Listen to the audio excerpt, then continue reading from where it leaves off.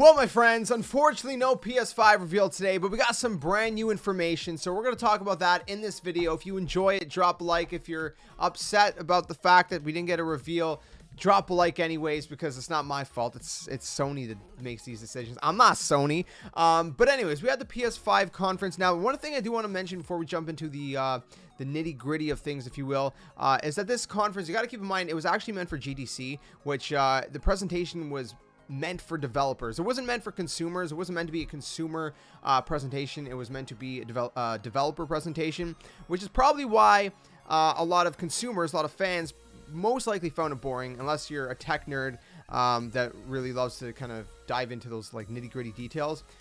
So keep that in mind. Please do keep that in mind. Yeah, just keep that in mind. We're going to talk about specs. One thing I want to get out of the way first is backwards compatibility. That's probably like the only thing they actually touched on that probably you're going to be interested in besides specs. So it's going to be backwards compatible with PS4. I don't think it's going to be backwards compatible with PS1, 2, and 3. So Xbox is really, you know, upping the game on backwards compatibility. In fact, it's going to be backwards compatible with all Xbox games previously, which they already started doing that, obviously, with Xbox One. Is just kind of going into Xbox Series X. But with the PS4 and PS5, the PS5 is going to be backwards compatible with PS4 games, PS4 and PS4 Pro games, which are pretty much the same. Just PS4 Pro obviously was optimized for 4K, HDR, etc. Which, you know, the PS5 is going to be 4K and all that good stuff. So it's going to be backwards compatible. Sony says they took a look at the top 100 PS4 games based on playtime, and they're expecting almost all of those 100 games to be playable at the PS5 launch. So most of the top played games, I'm assuming games like Rainbow Six is obviously, I'm pretty sure, already confirmed from Ubisoft to be one of those games. Maybe things like Fortnite. I'm not sure every single game that's going to entail, but it's going to be backwards compatible with at least 100 of the most played PS4 games at launch. And they're going to expand that library, obviously, as time goes on. Kind of like how Xbox has been doing that through the Xbox One console life cycle, where they've kind of expanded the games that they've added to their backwards compatible library. So in terms of specs, I'm going to put two different things up on screen. The first one is going to be PS5 compared to PS4. So if you compare it to PS4, it is much more powerful than PS4. So the PS5 has an 8-core Zen 2 CPU at 3.5 gigahertz with a variable frequency. It has 10.28 T-flops with 36 CUs at 2.23 gigahertz, also with a variable frequency. The GPU architecture is custom RDNA 2, which I'm pretty sure was the same for Xbox Series X, if I remember correctly. The memory is going to be 16 gigs GDDR6. The memory bandwidth is going to be 448 gigabytes per second. The internal storage is going to be 825 gig SSD, which I believe is a 1 terabyte. They're only calling it 825 because obviously the operating system takes up a space of that. So you could probably assume that the Xbox Series X is also going to be around the 800 gigabyte ballpark range, if you will, after, you know, the operating system comes into factor and stuff. Now the SSD we're going to talk about a little bit more in a second. The IO throughput is going to be 5.5 gigabytes per second. The expandable storage is an NVMe SSD slot, but I guess they're still working on what will be compatible in terms of expandable storage. So whereas, you know, Xbox is doing things a little bit different, where they're going to have one specifically for the Xbox, but you can also use a USB one. And then the external storage is going to be USB HDD support as well.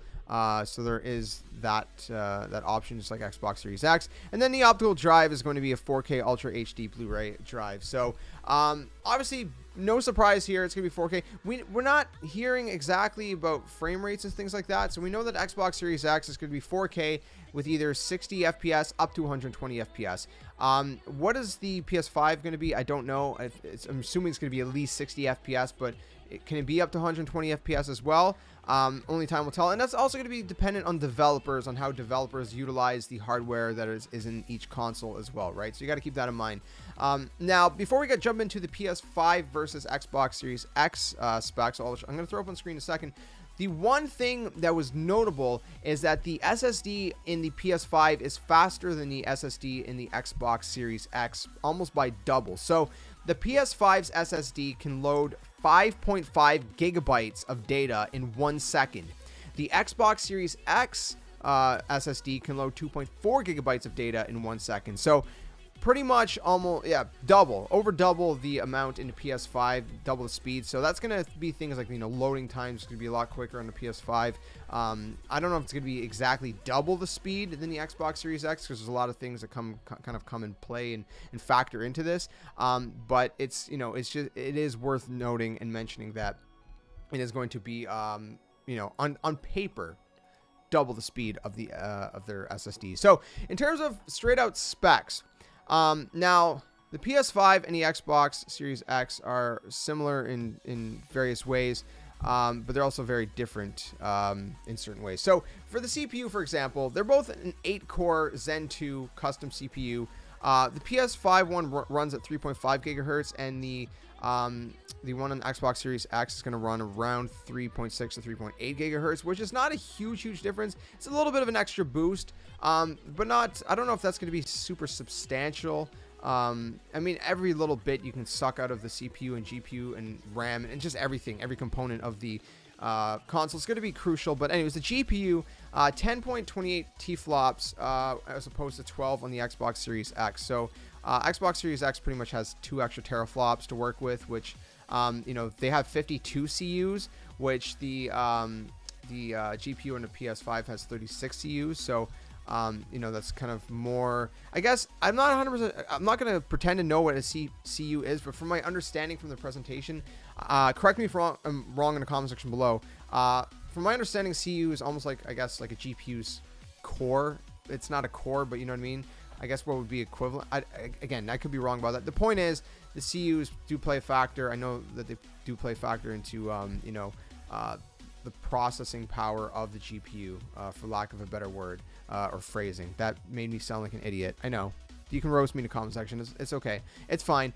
Anyways, the point is, the GPU is going to be running at 2.23 gigahertz on the PS5, but 1.8 gigahertz on the GPU, but again, or on the Xbox Series X. But again, the Xbox Series X does have a more powerful GPU, slightly, well, not that slight, a fair amount. Anyways, moving on to memory, they both pretty much have very similar memory. One is 256 bits and the other one's 320. Very similar. Memory bandwidth is 448 gigs per second on the PS5, and it's going to be 560 gigs per second on the Xbox Series X. From my understanding, they're both using NVMe SSDs internally with expandable storage, which is also going to be NVMe SSD, while Xbox Series X has kind of like their own that they're making Seagate. And they're also going to have the option of using USB for expandable HDD, which both consoles are going to be doing. I/O throughput 5.5 gigabytes per second in the PS5, and 2.4 gigabytes per second on the Xbox Series X.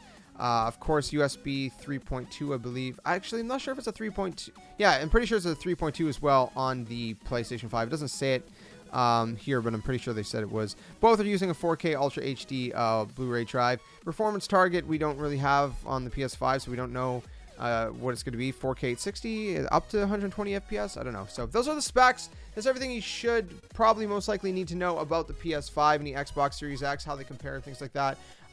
Again, there's a few things that obviously I'm not super familiar with, like CUs and the GPU, but essentially, the Xbox Series X GPU is going to be slightly faster, but the PS5 one is going to run a little bit slighter clock speed. So take it how you will. Let me know what you guys think about it all in the comment section below. Obviously, PlayStation, Sony owns PlayStation. You know what I mean? I'm tired.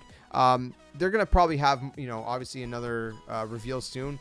This stream that this presentation they just presented, I guess, was basically called The Road to PS5. So, there's going to be more presentations leading up to the launch. We're probably going to get one maybe in another couple weeks or in a month or something, where they're going to actually have one that's more consumer based, where they're going to show off games, they're going to show off the console, the controller, specific features of the console.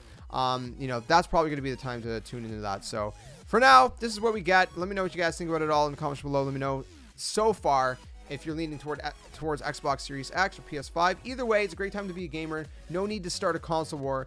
Just curious where your guys' preference are. Again, no need to crap on the competition. If you prefer one over the other, that's fine. But let's try to be friendly about it. You know what I mean? Let's try to be friendly. Times are crazy. We got to be friendly with each other.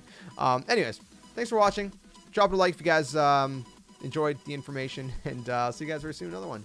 Till then, my friends, game on.